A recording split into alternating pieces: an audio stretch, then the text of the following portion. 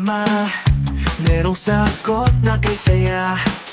Sa simpleng bagay may diskarte, laging handa pag-thinking everything. Kahit anong hamon, hindi uurong, maski style, tuloy-tuloy lang to. Dito sa vlog, sama ka na, abot ang pangarap basta pwede ka. Maski TV ka na na't makiray, pag-thinking everything, walang imposible. Sa channel ikaw ay inspired, kaya natin to. So guys, good morning. Share ko lang sa inyo, maglilinis tayo ng ating mga shafting na mga kinalawang na. Mga bago to, pero dahil na stock, kaya siyempre kalawangin. At saka yung mga shafting kasi ngayon medyo ano na, mga local na. Wala ka na mabiling original. Ang original kasi guys is hindi basta-basta kinakalawang. Lalo pag nahawakan natin, acidic tayo. So ang mangyayari ganito. Ito guys, mga bago to. Ayan, mga bago yan. At medyo may umambul lang nung nakarang araw. Siguro naanggihan. Ayan, kinalawang na. Pero yung mga original, hindi yan kinakalawang basta-basta. Saka ito mga luma ko, mga dati pa to, sa Pasay pa to. Ayan, mga goods pa yan, pero kinalawang. So remedyohan natin. Gamit tayo ng ating ito ang ating portable na drill. Portable drill. So siyempre sasalpak lang ito rito para hindi tayo mahirapan mag ano. Yan.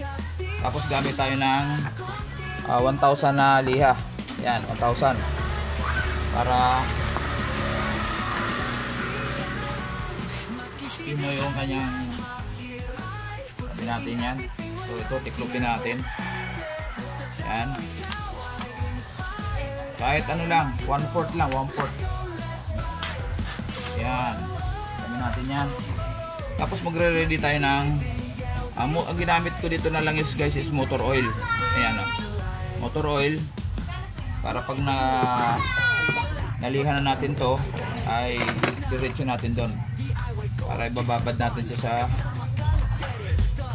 langis. So ito na, ganyan lang naman guys, ganyan ayan lalay lang ang paghawak at pag ganyan ang pagliha. Ayan.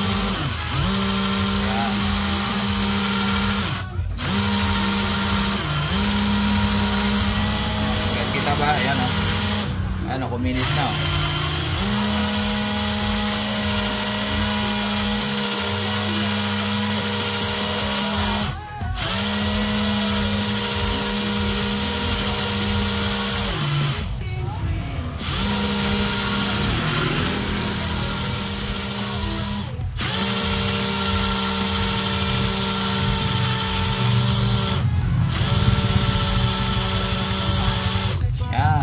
guys.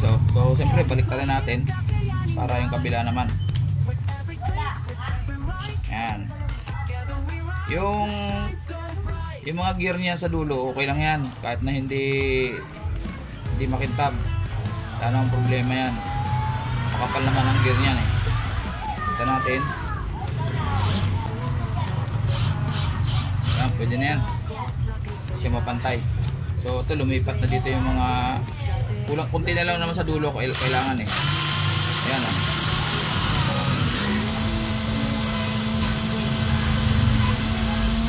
Ayan. So okay na siya guys. Pwede natin ito ilagay sa ating babaran. Ayan, makinis na lagyan natin dito. Ayan, para nakababad siya dyan. So siyempre ganun lang gagawin natin. Ayan.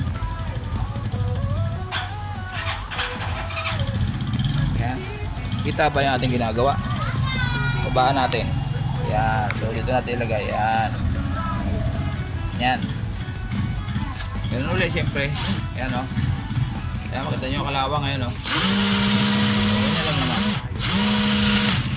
So pag ganitong gamit natin ng portable na na cordless na drill ay wag natin masyadong ibabad ang pag-press. So hanggat maaari mga less than 1 minute pahinga.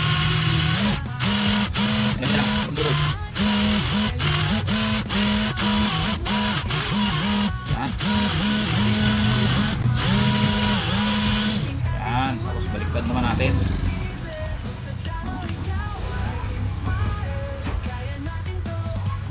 Yan, kahit hindi pantay. So, okay na yan. Ayan o, mabawasan na. Babandang natin sa langis lahat. So, ganyan lang guys. At hindi ko na sa inyo papakita lahat. Binigyan ko lang kayo ng idea kung paano paglinis. Pwede rin naman mano-mano. Pag mano-mano, kahit pag ganyan. Ayan, wag na paikot. Pag ganyan na lang. Sa inyo kung paano mo matatanggal ang liha. Ngayon, pag masyadong makapal ang kalawang, pwedeng gamitan natin na mas rough na liha. Halimbawa ito, 240, 120. Pwede na, basta pag ganyan ang pagliha. Ganyan. Yan. Yan, ganyan. Pwede rin ganyan kung wala kayong barena. Kasi pag marami kayong gagawin, mas maganda kung barena gamit nyo. Yan. Yan, para malinis lang. Kapag natin sa langis. Yan, kapalin nyo lang yung patuputi gamitin nyo. Kung makapal yung kalawang. Tapos siyempre sigundahan natin ng pino. Ito. Sigundahan natin ito. Para makinis. Yan. Yan. So, makinis na guys. Yan. Pwede natin ibabad sa langis. Ayan. So ayan guys, sinare ko lang sa inyo ang ating paano natin lilinisin ang ating mga shafting na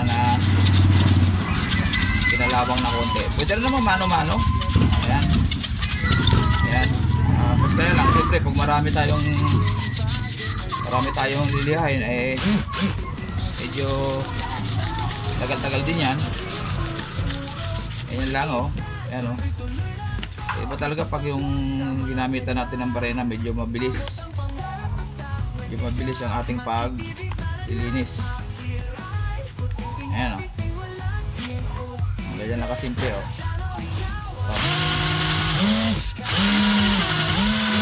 Ayan, linis agad o.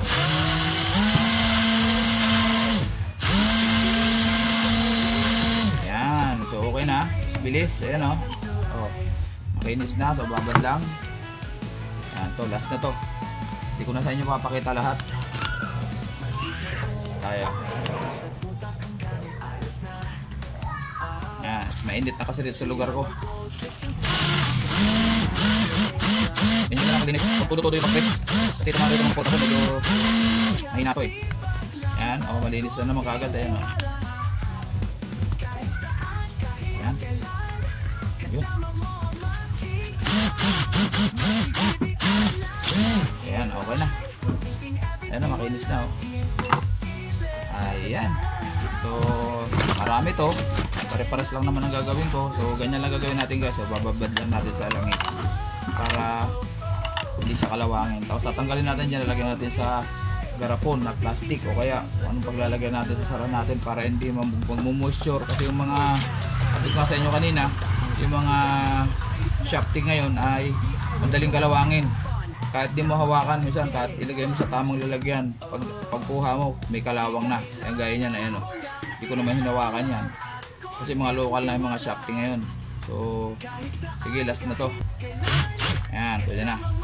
Ayan o, kalawang, ayan o. So doon tayo mag-focus ng kalawang. Ayan.